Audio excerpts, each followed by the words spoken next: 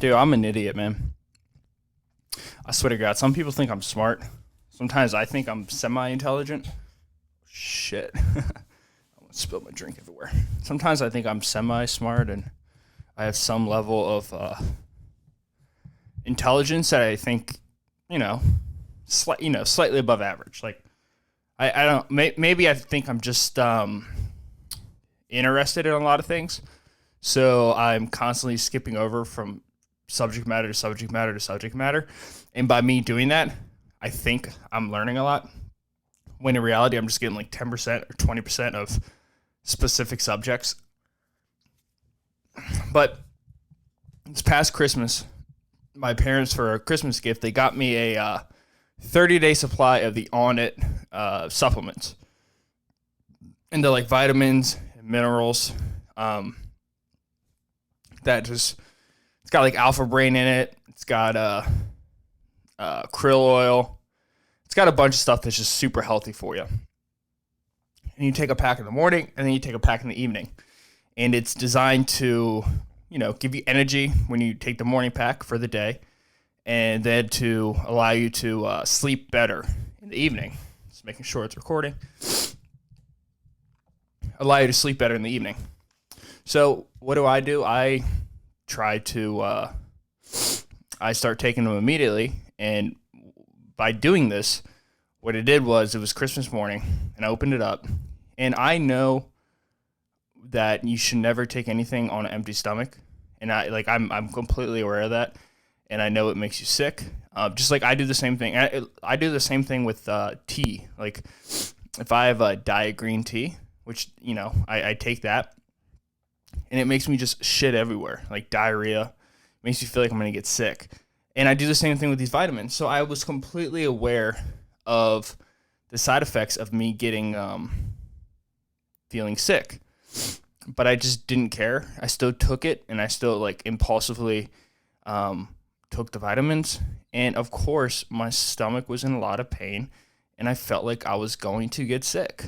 Of course, that's what happens. And I knew that was part of the formula. And I knew I was supposed to eat something before I took them, but I just didn't do it. And then halfway to my grandparents' house to eat breakfast there for Christmas morning, I felt sick, which is not a shocker, which completely makes sense, and I should have felt sick. But I didn't learn my lesson, so then I did it 2 more times within the next 4 days. I did it 2 more times, like an idiot again. So, it's so funny when I think about intelligence and because defining intelligence is not easy. Is intelligence like an IQ test? Is it your ability to solve puzzles quicker, to think of different strategies to solve an equation?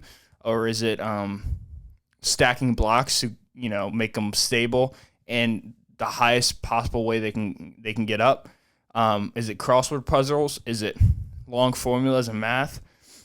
Is it the ability to recite a poem after looking at it 1 or 2 times? What is the level of intelligence? How do you define intelligence?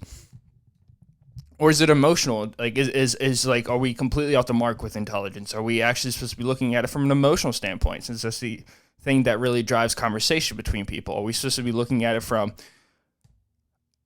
if you can read people's emotions better than the next person, are you technically more intelligent than the other person, or than somebody who can't understand? If someone's really depressed and I know that they're depressed, am I more intelligent than the person next to me who thinks that person is just,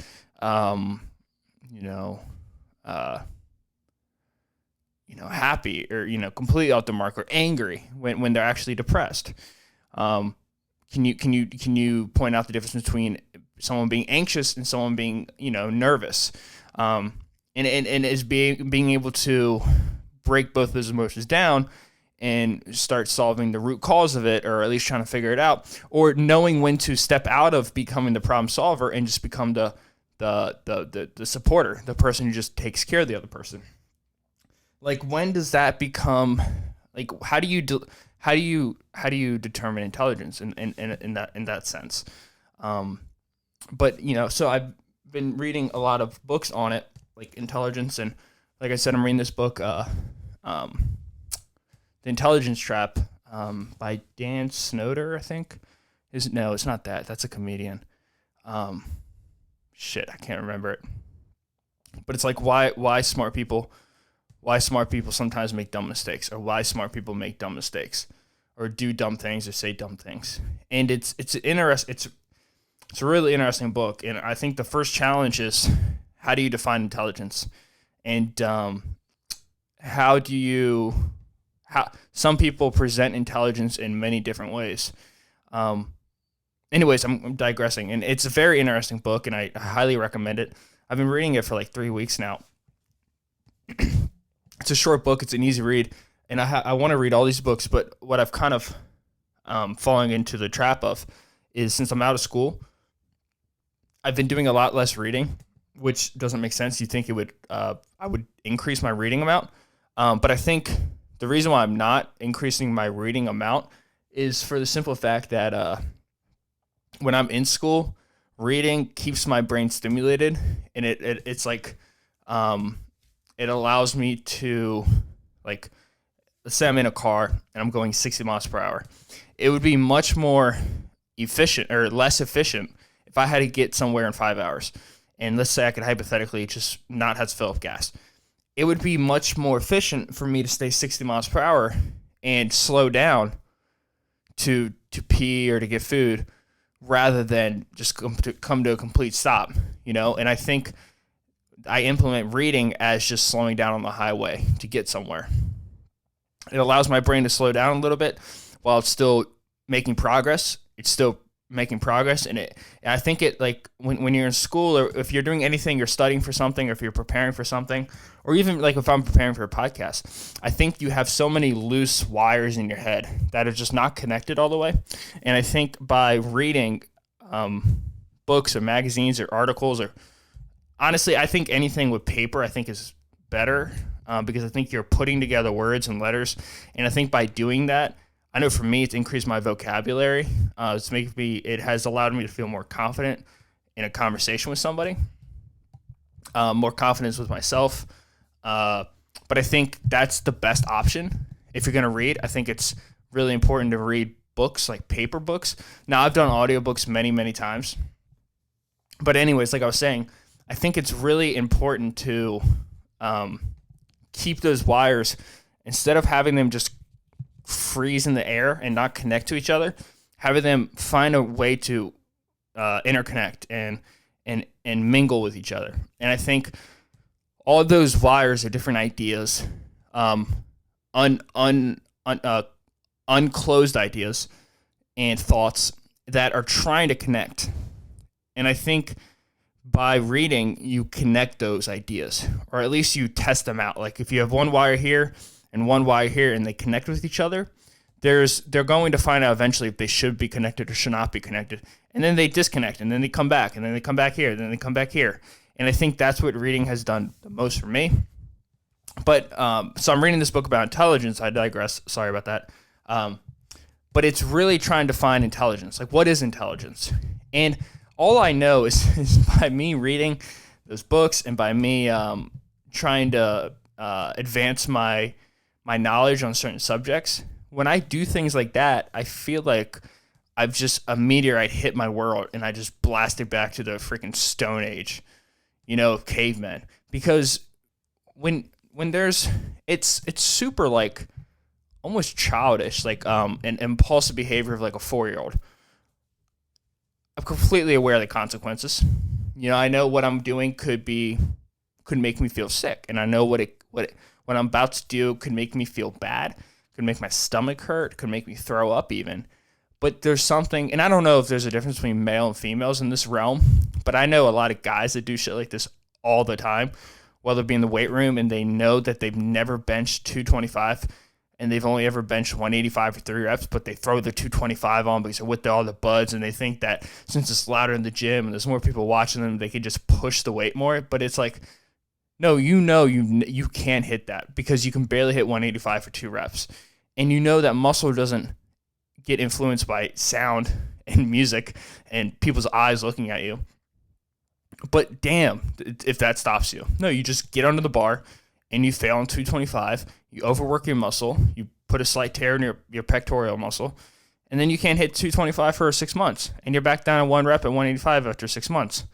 And I did the same damn thing with the vitamins. To wrap it all the way back around, I did the same thing with the vitamins. I knew it would make my stomach hurt, but I still took them. And I did it again like a week ago, 2 weeks ago, and it's just like, I always contemplate like people, especially really smart people, because I've run across them, and I wonder to myself, do they ever do anything that is so out of this world, just stupid, or that is obviously not option A or option B or option C, but they do it just because they get almost like I almost get like bored with just living a very consistent life, of a life where I feel in control of a lot of things, and I feel like I have, directions paved for me, and I feel like I'm doing a good job in the grooves of everything. But do I get bored of doing that so often? So I do things that I know are going to throw me off the track, even if they make me feel sick to my stomach. It's like, I don't know.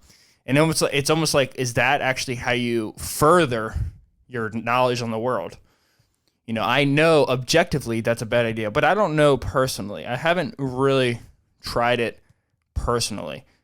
So then I try it personally, and then I get sick, and then I know not to do it. But then I do it again, and then that makes me question my actions once again.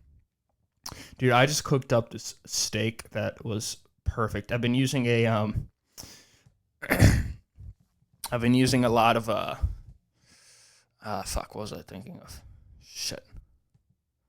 That's why I can't look at my phone, because I will forget my next idea of what I'm trying to say here. Shit. I think a steak. I was thinking steak. I've been cooking with a lot of steak lately. Oh yeah, I've been cooking with a lot of steak lately. And in the restaurant industry, I learned how to cook a steak, medium rare, rare, medium well done. I kind of learned, and there's like a secret to it that I'm going to share with everybody. But I used to do it this way, and then I pulled off of this way, and now I do the modern technology way.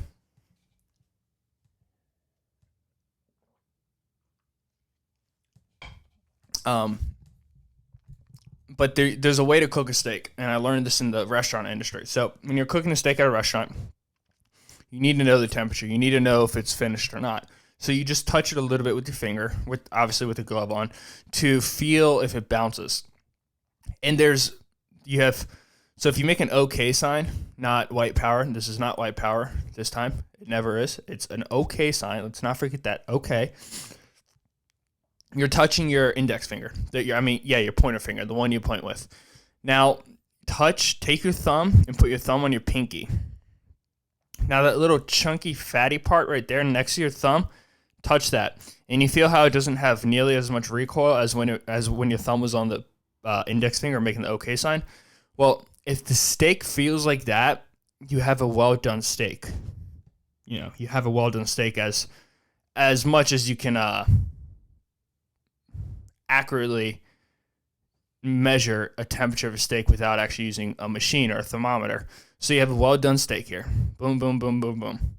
And then if you take it to your ring finger, now you have a medium well steak. You see how it's a little bit tighter? Medium well. Well done. Now take your thumb and put it on your middle finger. Now you have a medium steak. And that's where I like my steak. Medium to medium rare, around that area. Now if you take your thumb, you know the drill, you put it on your index finger, now you're dealing with a medium rare steak. And then if you just don't flex your hand, but just loosen it up like this, like you're holding a softball, almost like a softball, and then you touch your thumb there.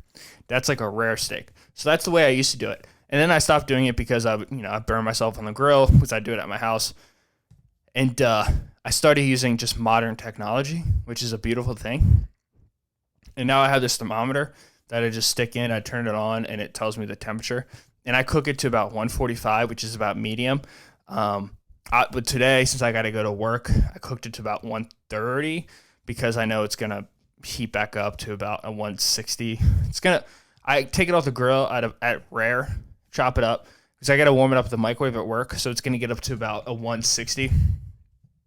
So it's going to get to about well done, but I try to keep the juices in as much as I can, as much as I possibly can. And that's one thing. I know in the last video I was talking a lot about dieting, like my tips on dieting, at least how I do it and how I think can be the most efficient way for you to do it if you ever choose to diet, which I highly recommend, because right now is a good time of the year. It's still cold outside, but I don't think you want to start doing it on the first day it's warm, because then you're going to get depressed, because you're going to look at yourself and be like, damn, I have a gut still. But I've been using just a modern temperature, and you just stick it in and it's good. It just works like that.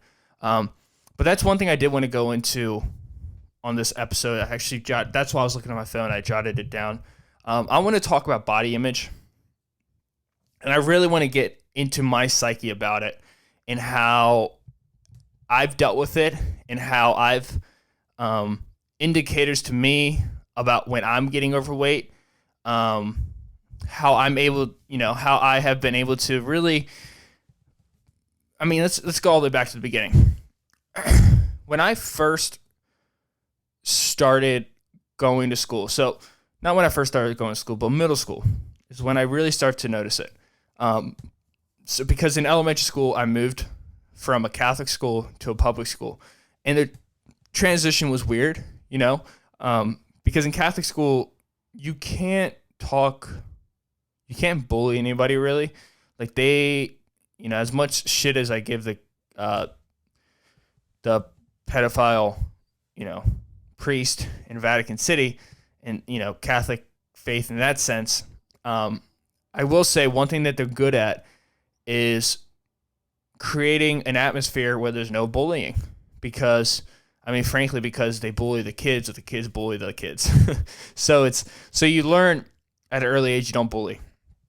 Catholic schools, you get demerits, you get in trouble. Your principal's a priest, so there's like a humiliation factor. If you get sent to the principal's office, you see the priest, and then on Sunday you see the priest again because he's a priest at your church, and then he talks to your parents because whatever. And then the nuns scare the shit out of me. They used to scare the hell out of me. But then I came over here to public school. And in public school is when I really started to notice bodies, really. Mostly guys. I think that's normal. I know that's normal. I started comparing and contrasting myself to other dudes, because I was never aware of my physique. I never looked at it. And the friends I hung out with were like really good friends, and I don't think, frankly, 12, like 11 years old, nobody was making fun of somebody for being fat, really, especially in the Catholic school environment. But then when I moved to public school is when I really started to pick up on the people around me. I started picking up on sizes of people, ages of people, the heights of people, the way people ran, the way people ate food. And I didn't really start comparing myself to them until about 7th grade, when I started playing baseball, and I couldn't keep up with everybody. And I saw because we had red shirts on, because I played for South Maryland, which we had red jerseys. And the way red fit me was very different than everybody else, because I had a belly that was protruding, and my shirt would go underneath of it. And I looked around and I was like, damn, dude, nobody else has this. Like, what is this? And I thought I was special for a second. But then I kept on playing, and I realized, damn, dude, I can't sprint with them. I can't do a lot of things like everybody else in my class. Then you get humiliated during the mile run. And I'm not trying to ask for pity. I'm just explaining my story, so hopefully it can help somebody out there who might, especially at this time of the year, holidays are over. A lot of people are feeling depressed because when the holidays come, you realize who's there and who's not there for you. And if you don't have family, then you don't have family on Christmas and New Year's, Thanksgiving. And because they're about 2 weeks into it now for the New Year's resolutions. And some people are still signing up at gyms. Some people have already stopped going to the gym. Some people have already got, quote unquote, too busy at work, too busy at school. So I'm just trying to, I guess, light a fire in some people, but really explain and just be honest as I possibly can about it. That my emotional ability will allow me to be honest about it. So then I really started to just hate myself because I didn't like the way I looked. Eighth grade came around, finally started to get bullied a little bit by close friends about my weight, about eating too much. And I would make a joke out of it. I remember deliberately when I would eat a lot of food, I would make fun of myself. I would even like oink as I was eating. And I would eat very quickly in front of people because for me, I always thought it would be a better idea to make fun of myself before I gave anybody else ammunition to make fun of me. And so I took that route and it worked really well. Like it reflected a lot of the sadness and anger I was feeling towards people because I was like, they're not doing it. They're doing it because I'm doing it, you know? And so I did that for a while. And then freshman year came around and I was wearing the same clothing every day. I had these same shoes I used to wear every single day. And I don't know what it was, but I had my left shoe, so my left tongue on my shoe. I had my name, Mike, M-I-K-E, and on my right shoe, I had L-A-B-S Labs. And I remember I used to wear those shoes every day with white socks, with these khaki pants, and this the same shirt every day.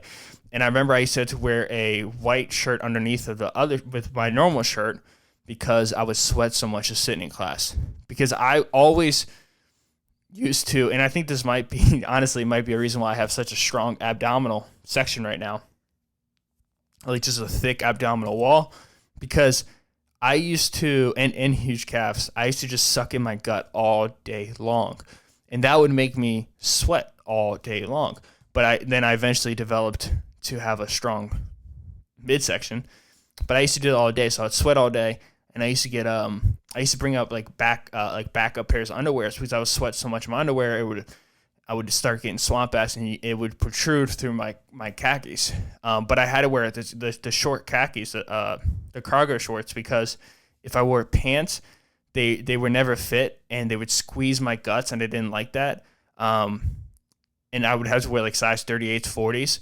And on top of that, if I wore athletic shorts, the rubber band would squeeze against my waist. And I would just feel like a balloon getting ready to pop. And I didn't like that feeling.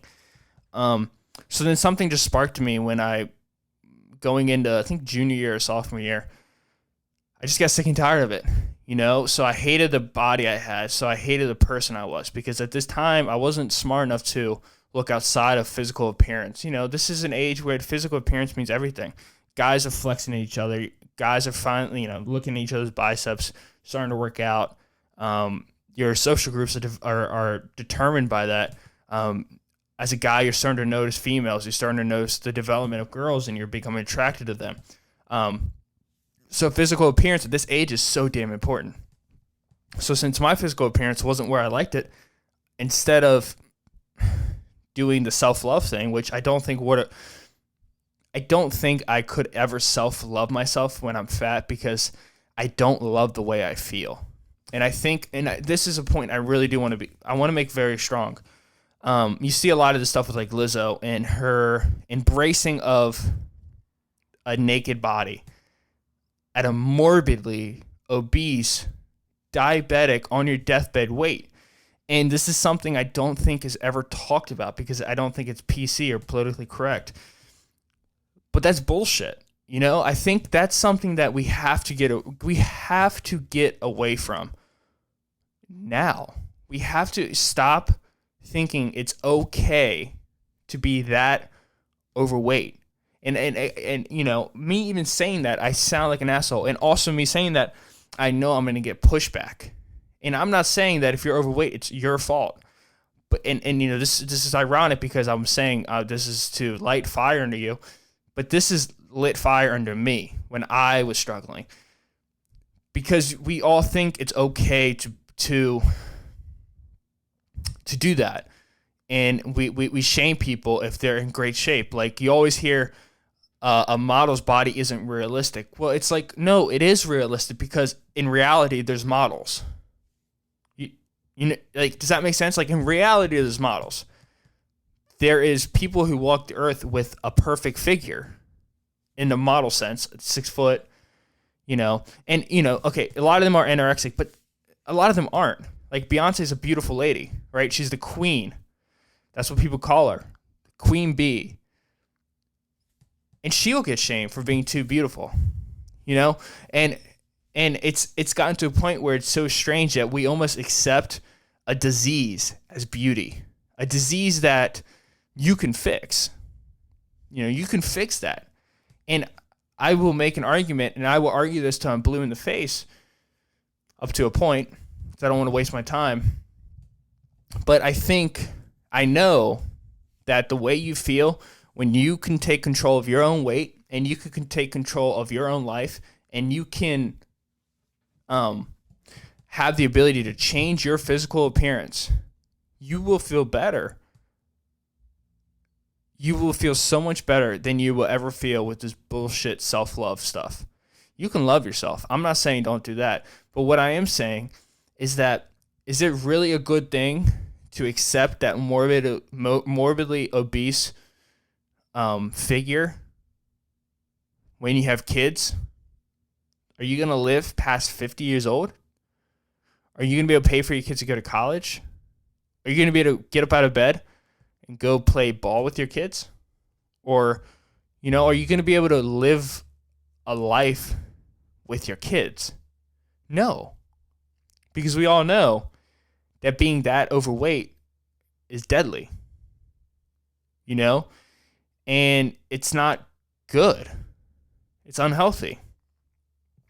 And I say it so fiercely, not out of hatred, but out of begging for people, for me, to take control of that aspect of your life, because you can control that aspect of your being more than anything else.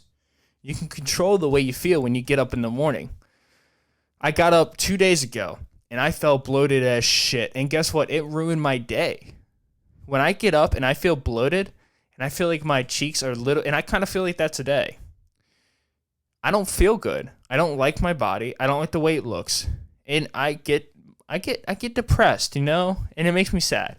And then I try to, you know, sometimes I go back to back because I'm so mad at myself. I punish myself with food. And that's what I want to say, is I punish myself with food. I've always been that way.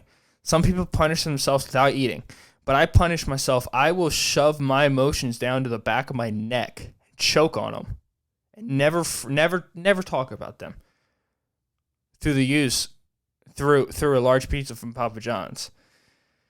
You know, and I think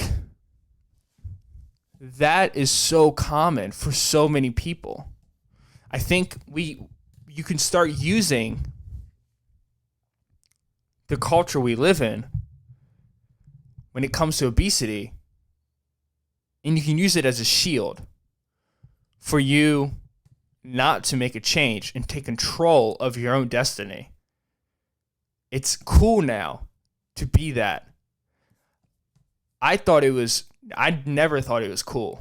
I didn't think it was cool to have to breathe 3 times harder walking up steps, to have to wear an undershirt every day, to have to bring backup underwear, to have to walk because I couldn't complete a mile run. I didn't think that shit was cool. I didn't think it was cool to go home when I got home from school, get 6 honey buns and eat 6 honey buns before my parents got home, and they came home and they said, "Did you have a snack yet?" I said, "No, I didn't have a snack." So then I had 4 bags of chips. I didn't think it was cool. I didn't think it was cool to eat a large pizza, even though I was done after 4, but I had to eat 4 more. I didn't think that was self-love. That was self-hatred. I hated that person I was, because that's not who I was. This was extra weight on me because of extra pain that I was refusing to look at. I was refusing to accept how miserable I felt. And I was making up all these damn excuses. And, you know, I'm thankful that I didn't have to live through this day and age, because, I couldn't imagine. I mean, I was a kid who would wear, you know, a shirt to the pool when it was 95, 100 degrees outside. I couldn't imagine living in a world where there's no reason to lose weight, because being obese makes you a special citizen. It makes you privileged. It makes you a victim. Because that's bullshit, man. It's bullshit. The weight on your gut is not self-love. The empty bottle of Jack Daniels right next to a bed of an alcoholic is not self-love. So God forbid if we start accepting that the empty Big Mac containers times 3 sitting next to somebody's bed who is severely obese but can't talk about it because they can't be honest, that's self-love. And then on Instagram story, you will see a cute little fruit salad. And God, dude, they'll eat that in front of people. Oh, when they eat it, they'll show everybody. I listen, I've been this person. I'm not talking shit. I'm being honest. I was that person. But they'll let everyone know that they had a fruit salad. But in privacy, out of guilt and out of self-hatred, they will crush a large Domino's pizza with ranch, with a Coke, because they hate their body. They hate that they're lying to people. They hate that they're not being their true self. Because the truth is, the person they hate is the next trendy thing in society. The person that they don't want to become is an idol. And I think, I don't know what I think, but I think it's so damn important for you to be honest with yourself. And maybe there might be someone out there who is completely okay with being, and I feel like I'm beating a horse with a broomstick, or whatever it is, whatever that stupid saying is, beating a piñata, whatever it is, or beating a fly that's already dead. But I'm repeating it because it means the world to me, and I hold it close to my heart because I've struggled for so long. I've been embarrassed for so long, and I'm embarrassed right now at the weight I'm at, even though I'm not that out of shape. And that's a body image thing. That's something I had to work on. That's my mental representation of who I am. But at least the person I know who I am is not out of shape. And I'm saying that to you right now. I know I'm not that out of shape. I know that. I know that I look fine. But I feel like I look like shit. And I hate my body. And that's a mind twist. That's body dysmorphia. You can look it up. It's a real thing. I think a lot of it has to do with being a perfectionist and wanting to look a certain way. And honestly, a lot of it has to do with social media. Because nowadays you get on Instagram and YouTube and boom, you see six packs everywhere. And you see perfect butts and you see perfect legs and perfect arms. You're like, fuck, dude, I want to look like that. But you don't realize that those shapes look like that from the lighting, from it being 12 in the afternoon, they haven't eaten yet and haven't drinking any water and worked out. And they're taking that shot. And then after the shot, they're going to go to frozen yogurt and get frozen yogurt and Chipotle and then fill up and look salty and bloated again. Or they dieted for 6 months just for that photo shoot. And on the same day, they got 3 different photo shoots. And then they blew up to the size of a freaking cherry, a big grape. But I don't know. I think the way that everything's moving right now, you're not allowed to be honest with yourself. You can't. If I put out on Twitter right now, I think it's selfish to continue to be obese when you know that you need to make a change. I will get so much hate for that. But at the end of the day, it's the truth. Especially if you want a family. Imagine your kid coming up to you, Daddy, what's wrong? Daddy had a heart attack. Daddy, don't die. I want you here. By the way, these are my fears. I want you here. I want you to come to my baseball practice. But Daddy's huge and can't walk. I'm not saying it's all because of the PC world we live in. But like I was saying on my last podcast, each person is a ripple in water. In what we do and what we say and how we act and what we don't do and what we neglect to say has a profound effect on every single damn thing that happens to everybody around us. And that, my friends, is the damn truth. And that's something you can't argue. You've already affected 10 people just today as we're doing this podcast. You've already affected a few people, because if it's 7 o'clock in the morning, you probably went up. If it's 9 a.m., you're in work and you held the door for somebody. You got gas. You said hello, have a good day, thank you to somebody at Wawa or a gas station because you got coffee from them. And you smiled or you didn't smile. Everything that we do and everything that we say and everything that we put out on the internet has an effect on somebody, something, someone out there. And I'm aware of that, and that's why I do this podcast, because I want my ripple to be not positive or negative, but truthful as shit. Because I'm so good at lying to myself. I can't lie to people. Now, I used to be really good. I could lie straight to your face and not break I could do it without even thinking about it. Now I can't do that anymore. The guilt I get is absurd, almost like not healthy guilt. But the guilt, but I can lie to myself. So doing this weekly, twice a week, 1 to 2 times a week, has allowed me to just finally build an honest relationship with myself and I. So I can be honest with everybody else around me, starting with the people closest to me. Taylor, my father, my mother, and my sister. And I think if you're living a life where you know what you're doing is not the right thing, or is not as good as it should be, or is not helpful, or is not respectful to yourself, then you're doing the absolute wrong thing. And I think that needs to be changed immediately. That's just my opinion on it, though. I think I had one more thing I want to cover. I'm not going to get into that. Maybe next time. But so we're just about at 40 minutes here.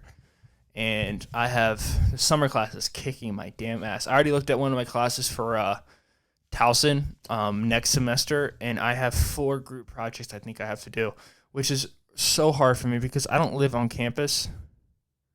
And I work every day besides the weekends. And I don't know how I'm going to be able to work with kids who are in a dormitory at school.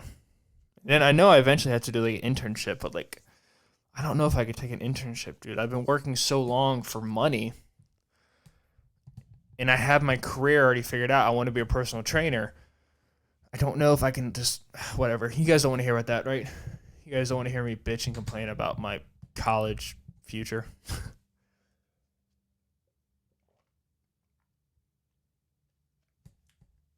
Maybe you do. I don't know.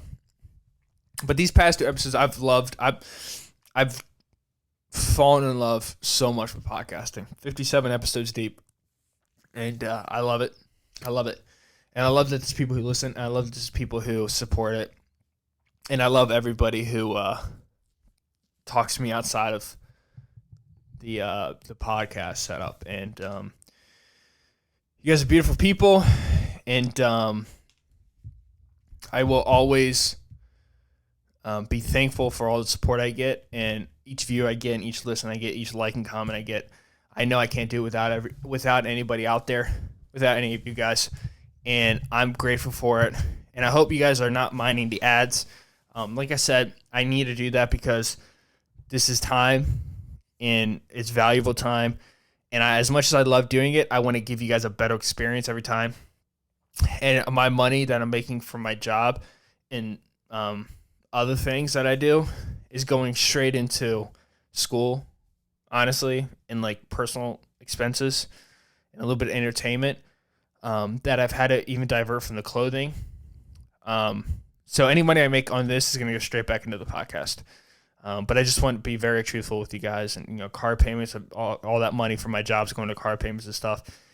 But that's the reason why I put advertisements on it, and I hope you guys don't get too angry with me about that. But I just had to be able to advance this podcast farther and farther in the future. But I'm gonna let you guys go. I've been holding you guys up for too long, just kind of rambling on. But once again, guys, thank you so much for all the love you show. Please like, comment, subscribe, leave a rating on your favorite audio platform, and I will catch you guys in episode 58. Thank you guys so much. Have a great weekend. I'll see you on Tuesday. Peace.